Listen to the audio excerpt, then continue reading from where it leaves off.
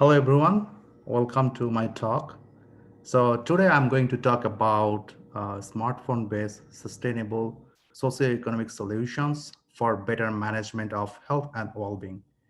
And I'm an assistant professor at University of Fordham in New York.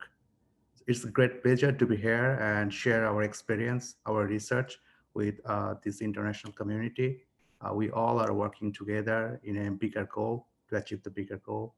So hope this presentation will catch some pieces that you might be interested. First of all, the sustainable healthcare system is actually a combo. It comes with different pieces. So you can think of social society or social is a one component, then environment, and definitely economy.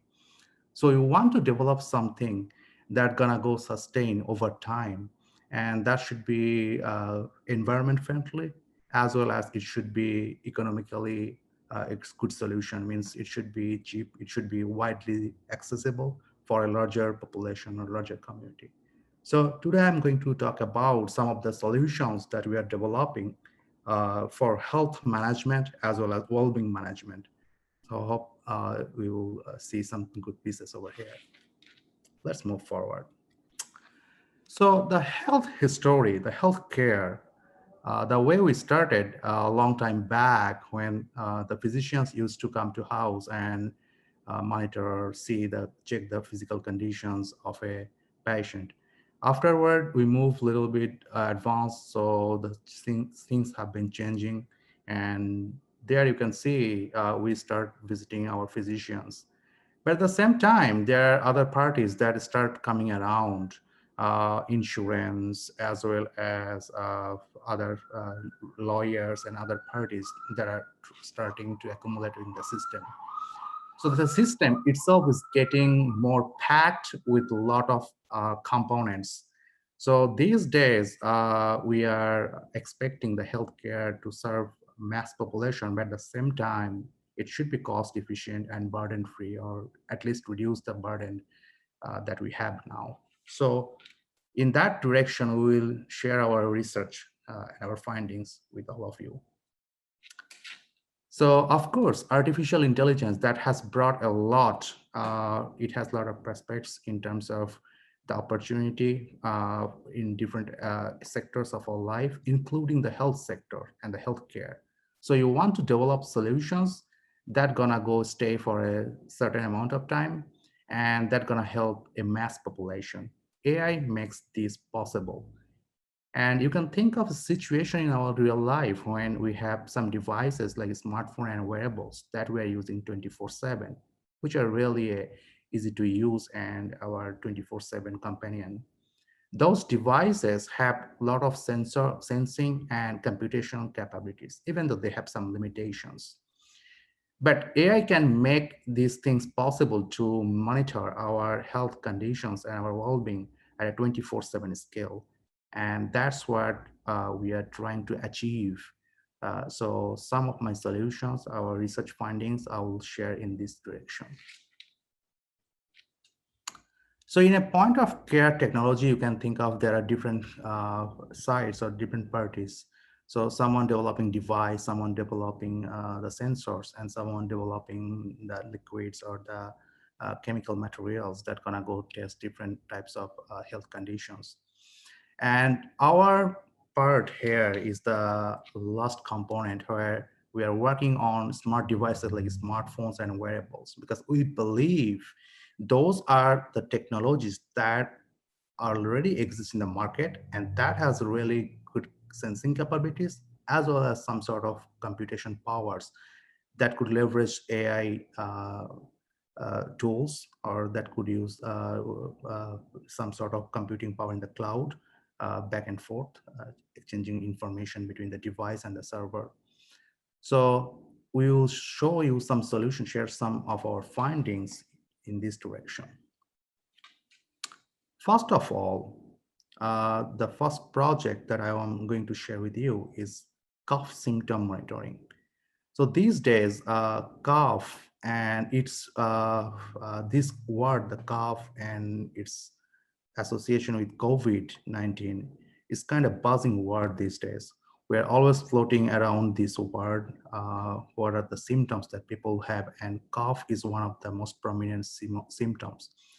So it's not only cough and other things. I'll share more about this.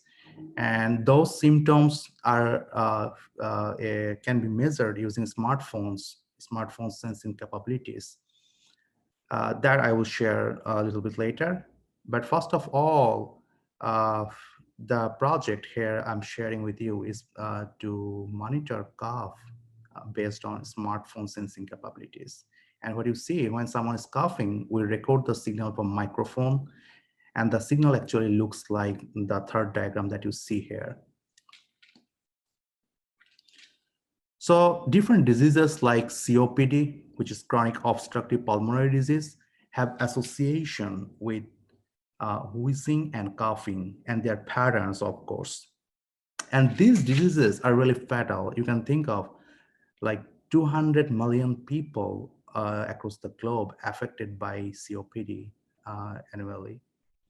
Similarly, 3 million people die annually because of this COPD. So WHO, World Health Organization, has already listed COPD as the third leading cause of death worldwide. And this is one sort of inflammatory respiratory diseases where your airflow is basically disrupted because of the change of the aperture of the air tube, your vocal tube. So next, asthma. Asthma is also one disease, which is, of course, inflammatory respiratory disease. And it also has a way we can characterize it by breathlessness and coughing.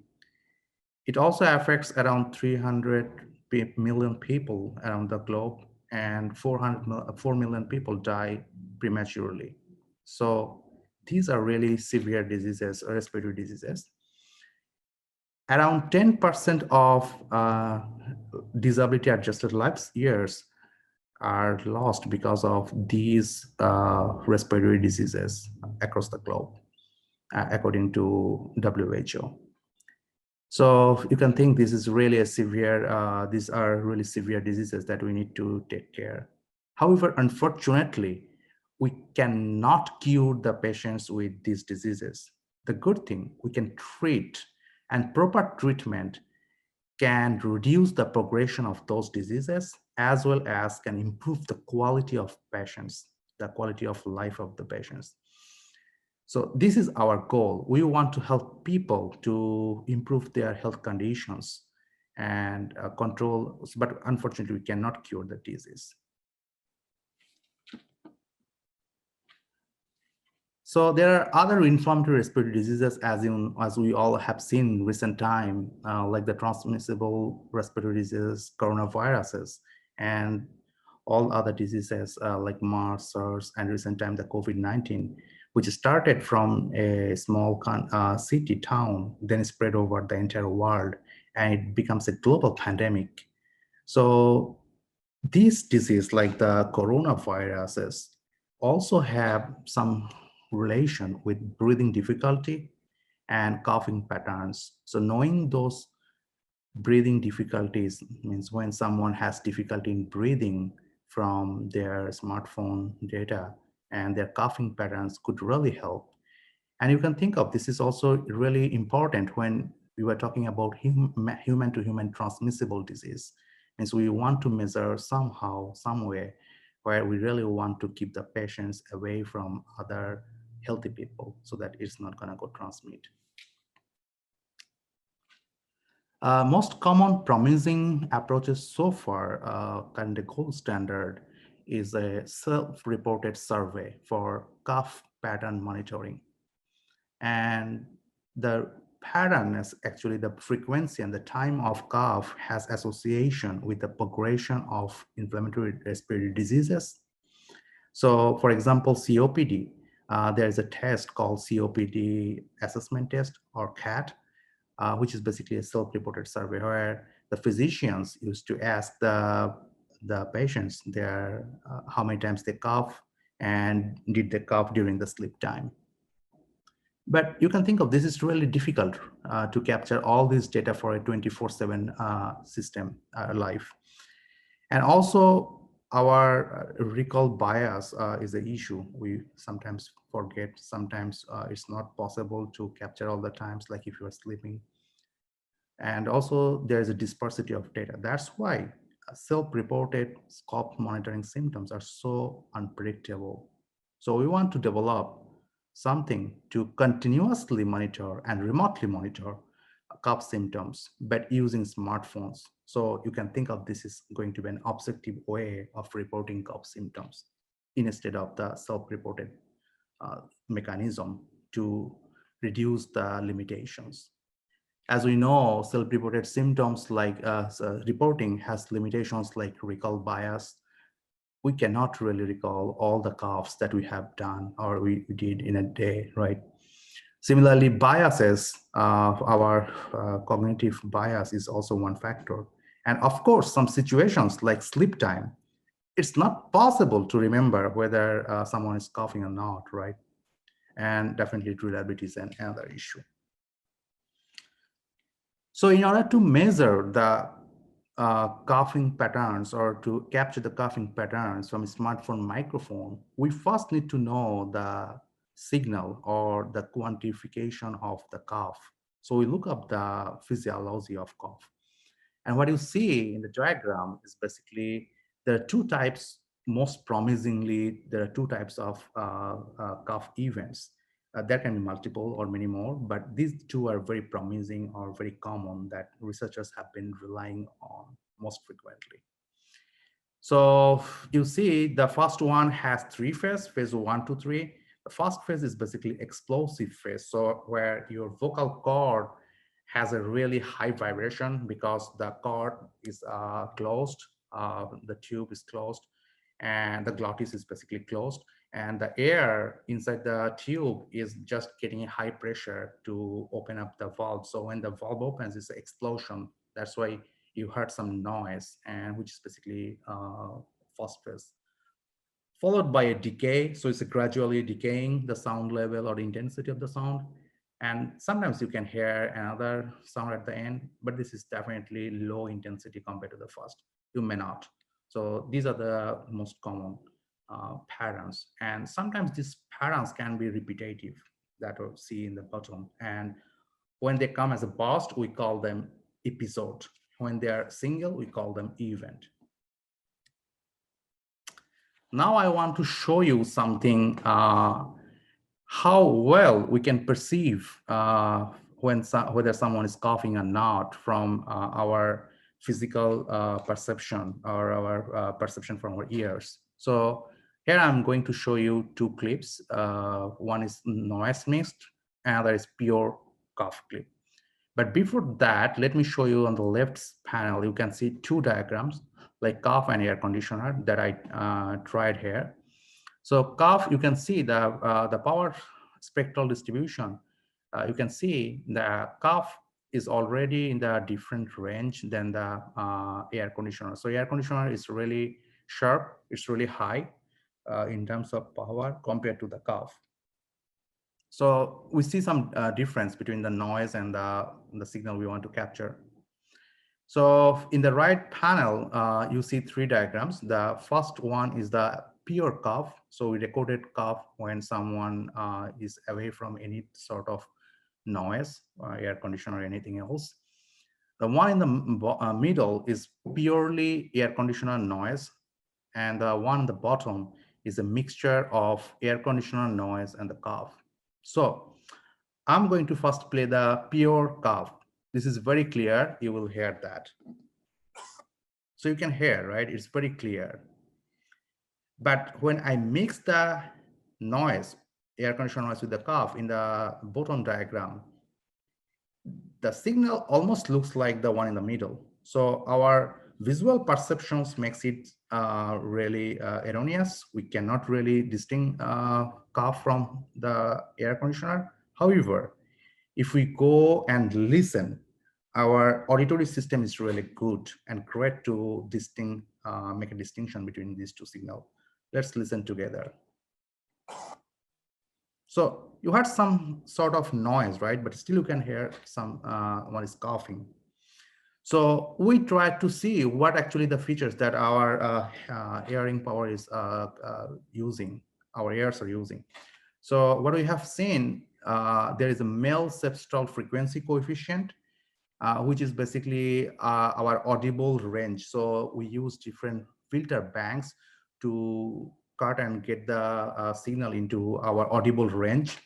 It's a log linear scale than the simple linear scale. And when you do that transformation and feature computation, what we have seen, the cough and snore, as you see here, the red dots are the cough and the blue dots are the snore. So we try to see whether two different type of human sound are distinctive, can they be separable? So using the Disney diagram, we found, yes, they are separable and they are different.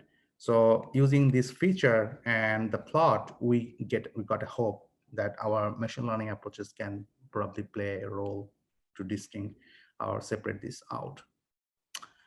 So the model you see here is a generalized model. So we use leave one out approach, means we had a 25 subject pool. Out of the 25 subject, we use 24 subject, which is n-1, to train the model. So once we train the model, we tested the model on the rest or the remaining subject. So this way, we actually developed 25 models and tested on 25 single subjects. So from there, what we obtain, the SVM, we tried different types of classifiers along with their hyperparameters and the optimizations. We performed that, but we have found SVM with RBF kernel and gamma 1 and cos 1 performed the best. And we obtained 0.86 accuracy with F1 score 0.86. And the area under the curve, we found 0.94. And this was a binary classifier, which was separating out cough and snore.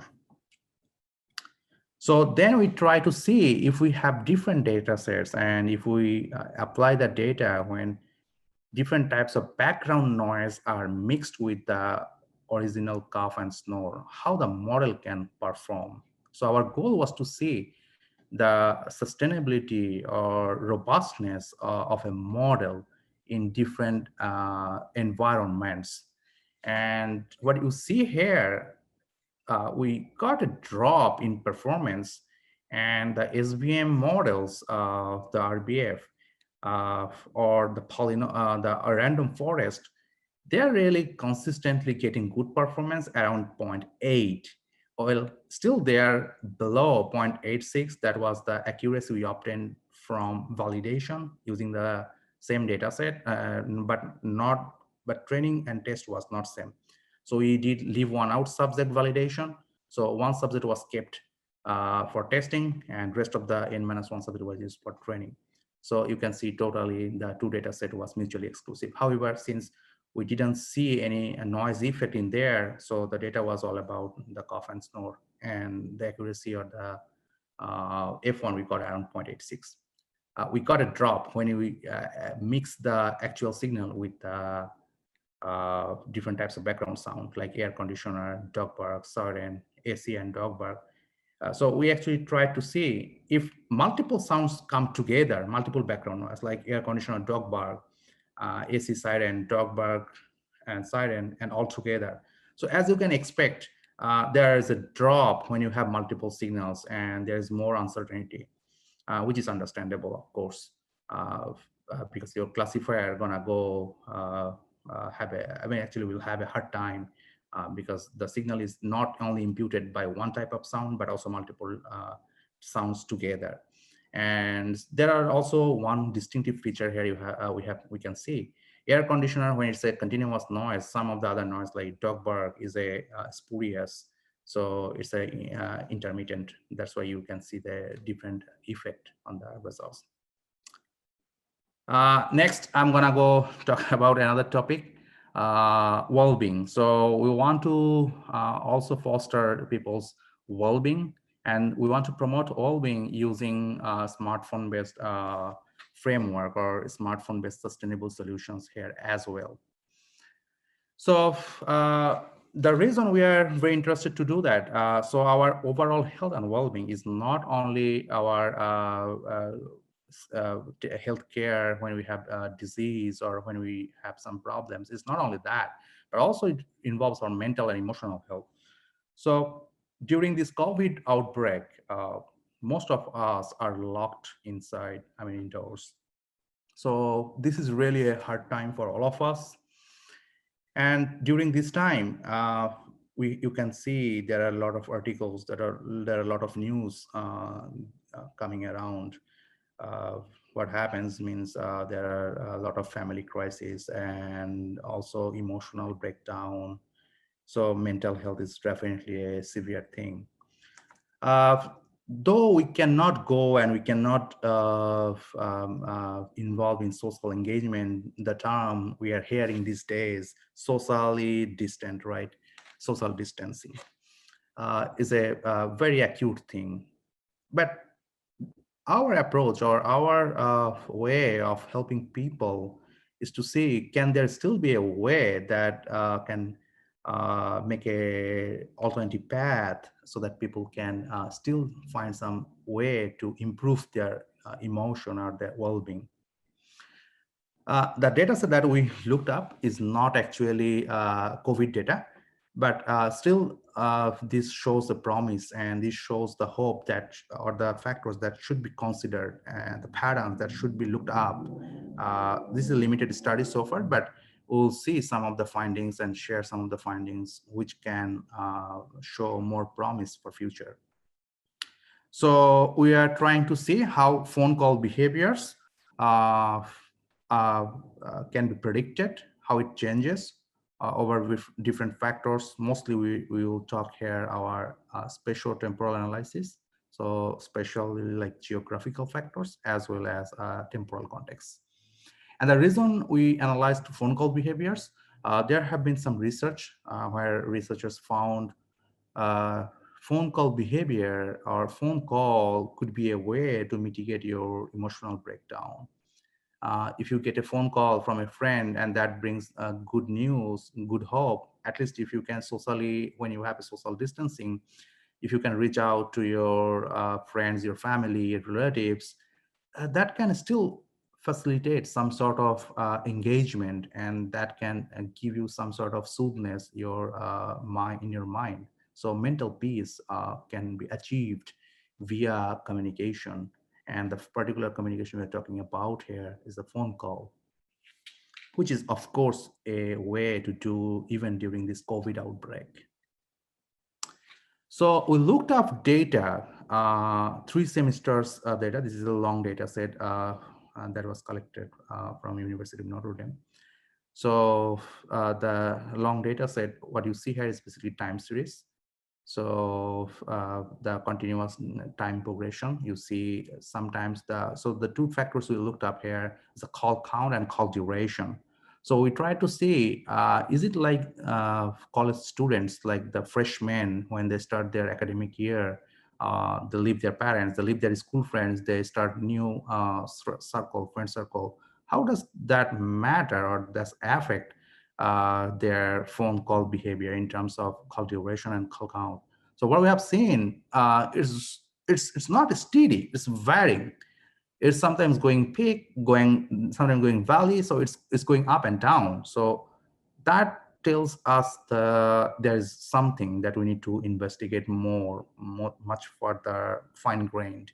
So we looked up geographical distribution. And these are the most common 4 or 5 types of the places that we looked up or grouped the phone calls. So we try to see the phone calls that come from dormitories, dining, uh, then class buildings, athletic places, outdoor activities, or any other types of indoor places. So in the left diagram, we investigated call duration. So the circles, the bubbles that you see, is basically showing you the duration in terms of the circles aperture. So if it's a higher call duration in a place, you'll get a higher aperture compared to the other. So what we see here, most of the long calls are basically the calls that initiated or originated when someone is in dormitories, which is kind of intuitive. We also see people, students make phone call outdoor, dining, uh, class buildings. These are class buildings. Basically, sometimes students go and sit in there. They do group studies. This is not absolutely the class time when someone's sitting in the classroom. We also looked up, there are other places like other types of facilities where student travel, go visit, and there you can also see the call durations have some impact. Athletic places, definitely, that's the least common places for phone call.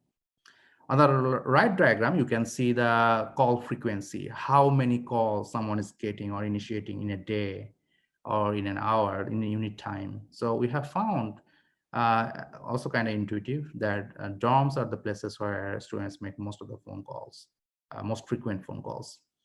But interestingly, what you can see in the right diagram compared to left, the outdoor places are the places where most of the times students make phone call. What does that mean? Means when they're walking between buildings or facilities, they are making phone calls. So that shows some sort of indication, means where students go and talk mostly or get socially engaged. So the places you see, the dorms are the most common places for longer calls as well as frequent calls. That actually shows us hope that the behavior, phone call behavior, communication behavior has association with geography, and in particular context to COVID-19 outbreak, when most of us are stuck in either home or apartment or places like that. There's something we can consider, means we can utilize the communication or phone call behaviors to improve our well-being or mental health. We also look up the temporal distribution. Of course, this temporal distribution is for this particular student group, which may or may not fit for all generations, all sort of populations. So before generalizing this finding, we have to look up the other sort of population.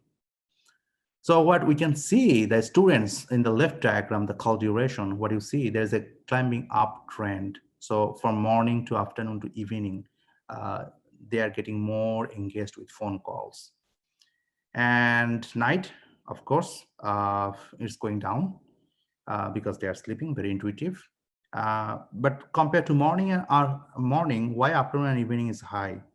So most of the students, they are freshmen, they have morning classes and afternoon classes sometimes. But evening time is the most free time when they get more time for themselves. Definitely they are studying, but they also have more time for social engagement. So this could also help us to design and trigger intervention to let someone know their phone call behavior pattern and how can they use that to improve their emotional emotional state, like they can improve their well-being or mental health. So if you look up the right diagram, the call frequency, there we can see that the most frequent calls are in afternoon and evening, which also makes sense because of the earlier time in the class in the morning compared to that afternoon and evening are a little bit flexible, so they make more frequent. And definitely night is less because of people sleeping. But still you can see some bars in there because some people are really kind of night owl. They keep talking. So it could be very much personalized. The result we presented here is a population level, but it could be very much person dependent. And that's why personalized intervention could improve an individual's health or well-being. All right, finally, our work, our research is to develop smartphone-based AI tools or AI applications. So we want to develop some agents that can be deployed large scale, of course, using the device that we use every day. And the best device that we use every day or daily life is the handheld smartphone. also some wearables. So our work is to deploy our agents or our application at a large scale using the handheld mobile phones or wearables. And most importantly, this is a very optimal solution in terms of cost, because we really don't need to buy anything new. Our own smartphones are enough. And also one important aspect to be noted is the patient and physician communication. Since we are collecting 24/7 data remotely that monitors patients' health conditions and can be shared with the physicians remotely, this remote health could really help the physicians to provide personalized feedback, and this may help to avoid circumstances when someone need to hospitalize. Means if we can do this health monitoring earlier, and if we can detect those symptoms earlier than later, we could save a lot. And this could eventually reduce the burden on our healthcare system, as well as can reduce the cost, the overall cost, which has been rising rapidly over the last few decades.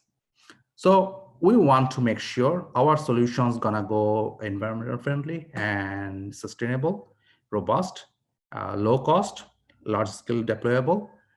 Definitely should promote the patient physician communication in a better way, and cost effective. Finally, it should empower the citizen, empower the individuals to help them better manage their health and well-being. And in that direction, we want to foster equity and equality, both. So I'm stopping here. Thank you all for your time and listening to my talk. I'll be very happy to go over if you have any questions as a follow-up. I can help you or can be with you as a follow-up. Thank you.